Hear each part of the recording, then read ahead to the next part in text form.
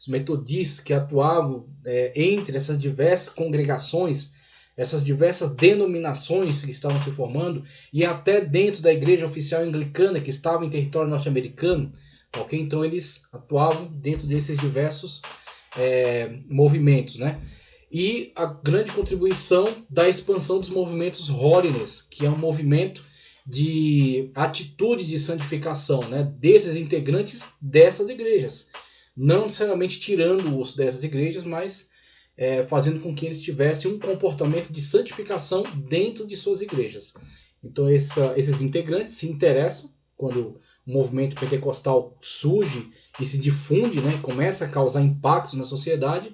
Eles se interessam, vindo buscar mais informações, participar de cultos, né, interagir com esse movimento, são impactados, são atingidos e vão então para suas denominações, congregações, levar então esse viés pentecostal. É aí onde o pau vai quebrar em alguns lugares, né?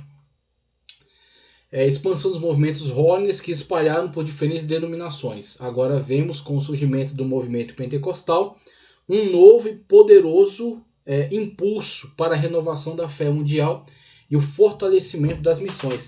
Não é brincadeira, foi um grande impulso para as obras missionárias e para a vida cristã de modo geral. Foi de fato um grande impacto, né? Trouxe mudanças muito benéficas. Claro, devido à novidade, né, desse movimento, devido a uma liturgia que não estava muito bem planejada, estabelecida, uma teologia que estava passando por transformações, tá certo? Um entendimento bíblico que estava passando por transformações. Pode-se contar muitos erros, pode-se contar muitas extravagâncias, tá? Então, de fato, foram cometidas muitas extravagâncias nesse movimento pentecostal de início, depois com os neopentecostais, né, que vão se desenvolver posteriormente.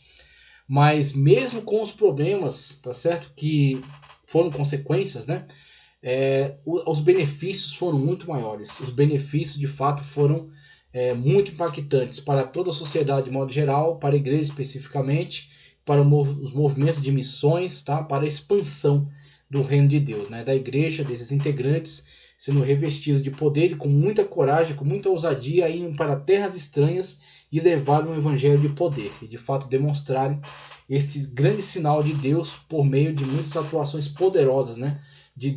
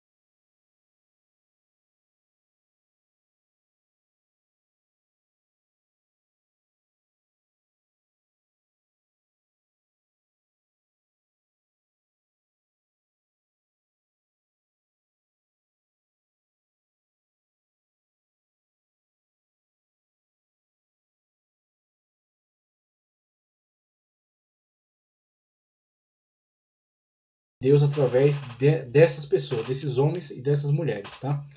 Quero trazer a primeira contribuição, que é o dicionário do movimento pentecostal, pentecostalismo norte-americano, páginas 586 e 589. 586 até 589, vamos lá.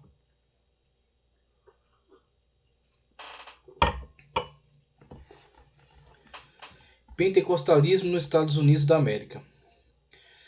Segundo historiadores, no ano de 1656 já se notava a presença dos quakers, ou tremedores, são colocados assim também, devido a algumas manifestações espirituais entre eles, né? Em Massachusetts, eles eram também conhecidos como Sociedade Religiosa de Amigos. Esse movimento nasceu na Inglaterra em 1646 como um dos mais sinceros e de princípios mais puros da história. Seu programa era honestidade espiritual, ser um cristão como se deve, né? Ou então tirar a máscara, vida transformada, sinceridade em todos os atos, repugnância pelo formalismo, olha só a atitude dos caras, né? Estavam de fato desprezando aquele formalismo eclesiástico adotado pelas lideranças. Guerra aos títulos honoríficos que servem apenas para fazer inchar os carnais. Consagração completa à vontade de Deus, até ser cheio do Espírito Santo pelo zelo missionário, inspiração no trabalho e luz interior. Criam que o Espírito Divino falava diretamente à mente humana. Antigas literaturas dos Quakers registram visões, curas e profecias que eles comparavam com o dia de Pentecostes. Há evidência de falar em línguas entre eles, embora George Fox, 1624 a 1790, seu fundador, desconjurasse tais elocuções. Então o fundador não cooperava com isso, mas há alguns relatos, né, de que já começaram a haver certas manifestações esporádicas de pessoas que falavam em línguas estranhas entre eles. Entre as comunidades dos Shakers, sacudidores, organizadas em 1787 por Ann Lee, 1736 a 81, uma das ramificações dos Quakers, visitantes testemunhavam que havia dons espirituais, sinais, visões e profecias. A mensagem de Lee era essencialmente restauracionista. A igreja primitiva havia perdido os dons, mas uma restauração no tempo do fim tinha sido prometida, e ela estava ocorrendo nos anos de 1780. Após a morte de Lee, o entusiasmo religioso foi canalizado das danças ritualísticas e o falar em línguas ficou restrito a cultos rápidos realizados durante a época do Natal. Também durante o segundo grande despertamento, iniciado por volta de 1800, que atingiu todas as denominações, especialmente os batistas e os metodistas, liderado por Charles G. Finney, olha o Charles Finney aí, 1792 a 1875. Teriam ocorrido manifestações, ensinos e livros considerados pentecostais. Começando por volta de 1824, integrantes do Gift People, grupo de crentes da Nova Inglaterra, falaram em línguas e interpretaram. No mesmo ano, Mac Davos teria experimentado aparentes transes em suas reuniões, embora ele não acreditasse nessas manifestações. Em 1844, os presbiterianos Alton, Illinois, experimentaram um avivamento especial, e no ano seguinte, 1855, John Morgan ensinou que o batismo no Espírito Santo é atual.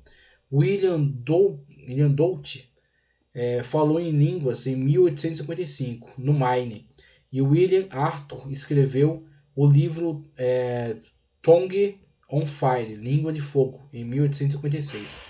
Os hinos cheios de fervor pentecostal, compostos por C.H. Morris, afirmavam que o avivamento pentecostal de 1857 estava em ação. Horace Bushell citou um relatório de uma testemunha ocular que ouviu crentes falarem em línguas na Nova Inglaterra nos anos de 1850. V.P. Simmons também afirmava que crentes falavam em línguas nessa ocasião. Nós temos então esses diversos movimentos que contribuíram, né? Eles são esporádicos, eles vão surgindo em diversos lugares, né? São esporádicos, mas eles vão cada vez mais contribuindo para que mais pessoas criassem interesse, desenvolvessem interesse de melhor compreensão em relação ao que estava acontecendo.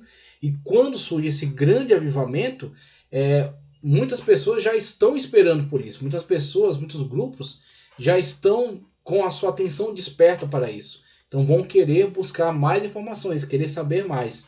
E quando descobrem, são fortemente impactados, né? E participam de forma muito intensa, então, desse grande avivamento. Deixa eu pular aqui uma parte desse texto que é gigantesco, né? Muito grande. Eu vou partir para o final aqui, porque temos outras contribuições a fazer ainda. Veja só. Devido às suas raízes e aos seus seguidores no movimento de santidade, Charles Fox Parham e William J. Seymour, 1870-1922, atuaram em Topeka, Houston e Los Angeles, num terreno já familiar. Parham, que tacitamente incentivou seus seguidores a mudarem o código de vestimenta ascético da santidade, tinha um conhecimento íntimo dos movimentos dos independentes e da National Holiness, tá certo? Nos Great Plains, Seymour, negro, tinha laços com avivalistas de Cincinnati e com os Evening Light Saints Church of God, Anderson, Indiana, em Indiana e Louisiana. Ambos estavam familiarizados com as missões da santidade em áreas decadentes das cidades e com o comunalismo da santidade. Então eles tinham estas comunidades, né, que se fortaleciam e buscavam viver em comum, se ajudando, né, e se fortalecendo nessa vida, né, de santificação. Então já tinham esses grupos que estavam buscando viver, né, em comunidade e se santificar. A Bethel Healing Home, Casa de Cura Bethel, e sua Bethel Bible School em Topeka eram notadamente semelhantes ao lar World's Fight Missionary Association em Shenandoah, Iowa, onde Clara Lum, falecida em 1942, uma obreira, né, de Azusa Street, foi treinada, né, ao God's Bible School and Missionary Training Home, que Seymour visitou em Cincinnati, e em Altamont Bible Missionary Institute, de N. J. Holmes, em Greenville, Carolina do Sul, e a Casa de Cura em East Providence, Rhode Island, que Christine Gibson, 1879 a 1955, transformou em Zion Bible Institute, uma escola de fé. Nas últimas décadas do século XIX, uma linguagem da santidade com vários dialetos foi formulada. Ela abarcou uma quantidade semelhante de doutrinas, raças e estruturas sociais e eclesiásticas. Por vários meses, em 1906, 1907, 1908, uma quantidade desses dialetos fundiu-se numa unidade multirracial na missão da Rua Azusa, num bairro pobre de Los Angeles. Embora os grupos da santidade estivessem destinados a se separarem, eles ficaram tão marcados por suas experiências que se redirecionavam permanentemente para o movimento iniciado na Rua Azusa. Contudo, os novos pentecostais trouxeram uma herança diversamente rica da doutrina, eclesiologia, adoração e institucionalismo da santidade, a qual dali em diante serviu tanto para uni-los como para dividi-los. Então a questão que ele explica muito bem aqui, primeiro eu li sobre os primeiros, as primeiras evidências desse movimento de santidade, e depois passei aqui para essa parte, porque aquilo que está nessa nota será estudado aqui em outros contextos, mas ele aborda principalmente sobre Parham, as contribuições de Parham, tá, ok? Com a escola, né, de ensino e a escola de cura, ambas denominadas Bethel, e também os movimentos com o qual William Seymour, né, primeiro um movimento que ele funda ali na Rua Azusa, e outros movimentos também com o qual contribuiu, e ambos eles impactando, né, a vida desses movimentos holiness, movimentos que já existiam, tá certo? Que já estavam trabalhando, já eram atuantes, mas que ao se envolver com esse movimento pentecostal, que surge a partir de Parham e de Seymour posteriormente, eles têm uma intensificação então na sua atitude, né? Eles de fato querem pôr em prática, né, aquele mover, querem pôr em prática aquela alegria, né, com que eles foram contagiados. E é nessa situação que ele coloca aqui, esses movimentos, eles se integram muitas das vezes no movimento da Rua Azusa, tá, ok? Só que eles não são, vamos dizer assim, crentes locais. Eles não estão ali para permanecer. Eles estão ali para vivenciar uma experiência. Então, experiência de curas, experiência de avivamento, né? Experiência de batismo, Espírito Santo.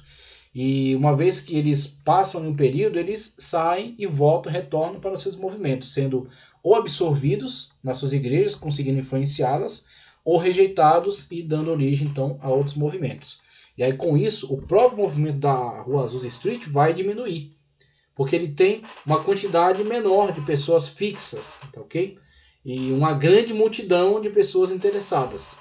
Então, a igreja está cheia, lotada, mas não de crentes próprios dela, mas sim de muitas pessoas que vão até ali entender aquilo, ou criticar duramente. Então você tem jornalistas, você tem líderes, né, de igrejas históricas, ortodoxas, que não aceitam, né, aquelas novas manifestações, que criticam aquela falta de liturgia no culto. O próprio Parham, tá certo? Que foi vamos dizer assim, um mentor, né, de Seymour. Seymour tentou participar das aulas de Parham. Agora era a época de intensa segregação racial, então os brancos não se misturavam com os negros, e assim Seymour tinha que assistir às aulas de Parham de fora da sala, não podia ficar dentro da sala de aula. Mas conseguiu, né, absorver algumas coisas daquele aquele movimento, né, aquela ideia, né, de avivamento espiritual, e ele de fato se envolve com esse avivamento espiritual e começa a praticar, a viver conforme ele. Então, a sua pregação vai atingir outras pessoas, ele também vai vivenciar essa grande experiência, e a partir disso se desenvolve o grande movimento da Rua Azusa, né? Que vai impactar a vida desses grupos holiness, que vão até ali, têm aquela experiência e voltam para as suas comunidades.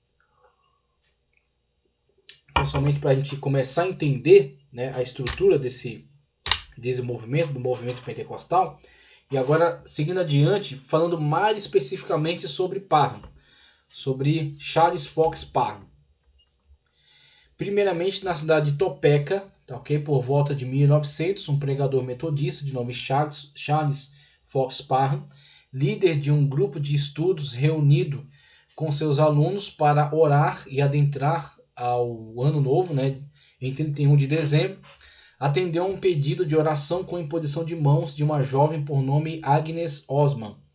Esta foi então batizada com o Espírito Santo, com evidência de falar em outras línguas. E a seguir também muitos dos colegas de estudo e o próprio Parham foram batizados. E este passou a viajar por várias cidades pregando o batismo com o Espírito Santo e a cura divina. Então estão associados tanto a evidência do falar em outras línguas, quanto a manifestação de curas, né? Então milagres, sinais, curas. O movimento adotou alguns nomes como fé apostólica, fazendo referência a uma religação, né, com os dons que estavam presentes na era apostólica. Claro, criando uma grande lacuna, né? E aí onde muitas lideranças vão se revoltar, vão rejeitar essa proposta, né? Dizer que, na verdade, esse movimento pentecostal é uma blasfêmia, ou é uma heresia, ou é uma manifestação demoníaca. Inclusive será proibido na Alemanha, né? Então você tem muitos líderes se posicionando duramente contra o movimento pentecostal, devido também a algumas interpretações teológicas que se fazem desses eventos. Então, por exemplo, essa questão, quando ele se coloca como um movimento apostólico, ele está fazendo referência a que eles são o despertamento de dons que ficaram mortos desde o fechamento da era dos apóstolos. Tá? Então, os apóstolos morreram, esses dons ficaram congelados, né? Ficaram inativos, as pessoas não estavam buscando mais por eles, e agora Deus trouxe um novo derramamento, inclusive o outro nome que ele dá, a chuva tardia. Por que chuva tardia? Exatamente porque houve aquele primeiro derramar, e agora, depois de toda essa sequidão, um último derramar para a conclusão da história, né? O tempo escatológico. Então, devido a estas formas de se enquadrar, atraíram sobre si também muitos descontentes, né? Muitos que de fato rejeitaram duramente, ferreamente esses grupos. Fé apostólica, movimento pentecostal e chuva tardia, como coloca aí, ó. Infelizmente, Parham, ao final de seu ministério, teve seu nome manchado com acusações de sodomia. E aí vou ler aqui no dicionário pentecostal o que ele nos diz, o que ele nos informa acerca dessas acusações. São terríveis acusações. existiram de fato, mas quando você analisa a história mais a fundo, claro que tem gente que tudo que ele quer é pegar uma oportunidade dessa para tentar criar toda uma celeuma, né? Criar toda um escândalo, né, em cima disso. Mas quando você vai aos fatos, você vê que a acusação não era tão forte, não teve continuidade com processo, né, com acusação, com prisão, não foi adiante. Então você tinha acusações unilaterais contra ele, que não foram corroboradas por testemunhas, né, por processo, por condenação, por sentença, nada disso. Então teve acusação, mas ela serviu sim para tentar destruir sua reputação, mas ela não seguiu adiante com uma condenação, um processo, nada disso. Então não estamos aqui dizendo que não ocorreu, mas sim que a acusação existiu, mas não seguiu adiante. Agora, acusar, qualquer um pode levantar uma acusação, sendo falso ou verdadeiro, ele pode levantar uma acusação, né? Movimentos pentecostais, infelizmente, Parra, ao final do seu ministério, teve seu nome manchado com acusações de sodomia, que nunca foi levado a júri, e ainda de ser racista, tá ok? Tá racista aí, correção. De ser racista, olha só, e integrante da Ku Klux Klan, que era um movimento, ele era britânico-israelita, né? Seu tronco familiar, né? E havia alguns grupos, tá certo? Grupos que estavam crescendo aí, supremacistas brancos, que aproveitando esta época de segregação racial, então já havia, né, essa questão ainda, uma vez que ainda está se desenvolvendo essa questão do entendimento sobre a liberdade e a cidadania, né, das populações negras dos Estados Unidos. Então muitos ainda carregam este ranço, essa mentalidade de entender que eles são escravos, que eles não têm direitos, que eles não poderiam participar junto com a demais sociedade. Então, muitas dessas pessoas que ainda carregam essa mentalidade retrógrada, preconceituosa, racista, eles, infelizmente, também estão dentro desses movimentos, né? Então, alguns deles, de fato, promovem isso, né? Em vez de trabalhar em contra, como Wesley fez, né? Trabalhar em contra ministros anglicanos fizeram, ministros metodistas posteriores, batistas, tá certo? Presbiterianos, em vez de trabalhar em contra para destruir essa ideia do escravagismo, do racismo, eles de fato aproveitavam o contexto do momento que ainda havia, né, estava forte ainda, e promoviam isso, né, de fato fortaleciam essa ideia de segregação racial, não aceitando que negros e brancos convivessem no mesmo ambiente. Então você tem essa situação, por exemplo, né, ele é acusado de ser pertencente a Ku Klux Klan, que eram desses movimentos, um movimento que ligava um pouco de mística, um pouco de religião, um pouco de organização, né, de Estado, de grupo político, para tentar combater tanto os negros quanto combater os judeus e combater os católicos, né? Então você tinha alguns integrantes deles, racistas protestantes, se juntaram num grande grupinho, fizeram esse grande grupo, né? E tentaram intimidar então esses outros contingentes populacionais, tanto negros quanto católicos, tá certo? Tentando então afugentar, né, judeus também se revoltavam, se levantavam contra isso. Então, infelizmente, a igreja, ela dentro do seu corpo, né, muitas das vezes, infelizmente, vê a permanência de alguns desses grupos, né, de pessoas com esse tipo de mentalidade, pessoas com esse tipo de ideia. Importante é que isso não seja tolerado, isso não seja aceito, tá, okay? Que essas ideias sejam combatidas o mais veementemente possível, né? Que a Sagrada Escritura, como base, seja empregada para combater preconceitos, racismo, agressão, violência, tá certo? Esse tipo de posicionamentos. Então, que exista, não é anormal que exista, não, porque uma vez que a igreja é como um hospital, o lugar de gente doente é no hospital. Então, pessoas mentalmente doentes também estão presentes ali, mas elas não podem permanecer com a sua doença. Elas têm que ser curadas. E a cura vem também pela palavra de Deus, com uma orientação, tá, ok? E como uma imposição daquilo que é a verdade bíblica, né? Não podendo ceder a esse tipo de situações. Então, houve essa acusação de que ele seria membro da Ku Klux Klan. Agora, existe uma problemática nisso. a época já era uma época de segregação racial. Então, havia um entendimento geral, não era dele, havia um entendimento geral de que negros e brancos não podiam conviver no mesmo ambiente. Então, quando tem a situação de Seymour, que vai tentar ter aulas com Parham, e ele necessita ficar do lado de fora da sala, o fato de ser permitido a Seymour ficar do lado de fora da sala, demonstra que ele não era integrante da Ku Klux Klan, ok? Porque se ele fosse integrante da Ku Klux Klan, ele manifestaria ódio mortal contra Seymour e não permitiria, em hipótese alguma, que ele assistisse suas aulas. Não permitiria, em hipótese alguma, que ele aproveitasse qualquer coisa da matéria. Agora, se ele cedeu à situação de que ele ficasse fora da sala, muitas das vezes era para não criar confusão, não com os próprios alunos, mas com administrações, autoridades, magistrados, sociedade, comunidade que estavam em volta deles. Eles não estavam numa ilha, eles não estavam numa bolha, eles estavam no meio de uma sociedade racista, infelizmente, tá certo? Então muitos desses grupos de santificação estavam lutando, estavam batalhando contra esse racismo, mas eles não eram a maioria, eles eram a minoria.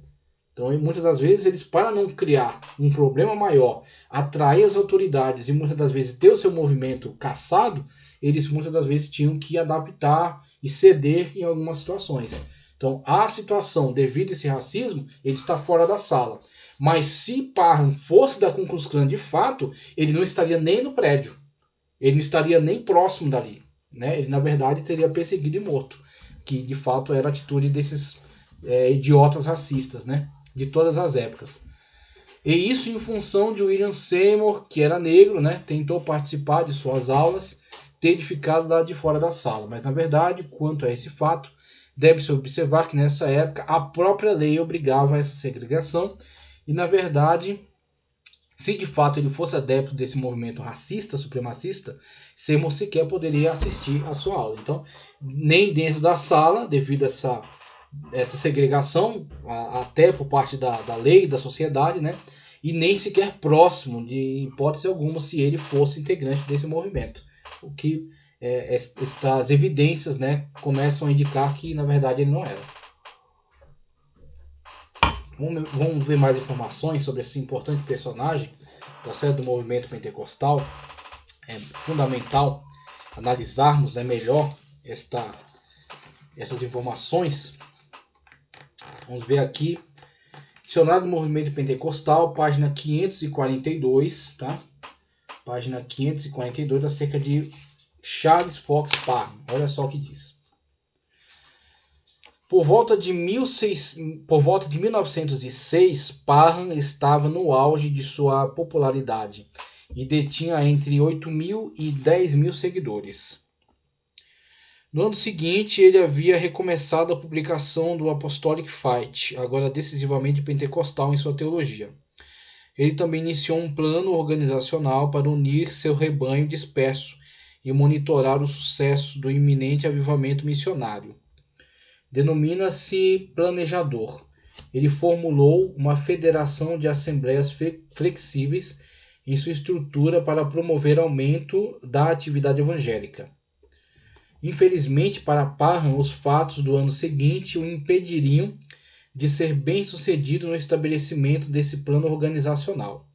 No fim de 1906, ele voltou sua atenção para a oportunidade de conquistar o ministério, conquistar a misteriosa facção Zion City, em Illinois, como um patrimônio pentecostal. Apesar de sua maravilhosa taxa de crescimento e boa cobertura da imprensa, as tentativas de Parham falharam em conseguir o controle de Zion das mãos do herdeiro aparente de John Alexander Dowie, Wilbur Glenn Voliva. A estratégia direcionada a Zion também o impediu de visitar o avivamento de Seymour, em Los Angeles, até o fim de outubro, ocasião em que tal avivamento começava a assumir sua identidade própria. A tentativa tardia de Parham para subordinar o entusiasmo religioso e estabelecer sua própria autoridade provocou uma forte reação, e então ele foi forçado a fundar um trabalho concorrente. No entanto, as forças de Voliva em Zion consolidaram a anulação da influência de Parham ali. Então há muita luta por poder também, né? Então isso infelizmente, isso de fato foi o motivador de muitas dessas divisões, a luta por poder, ok?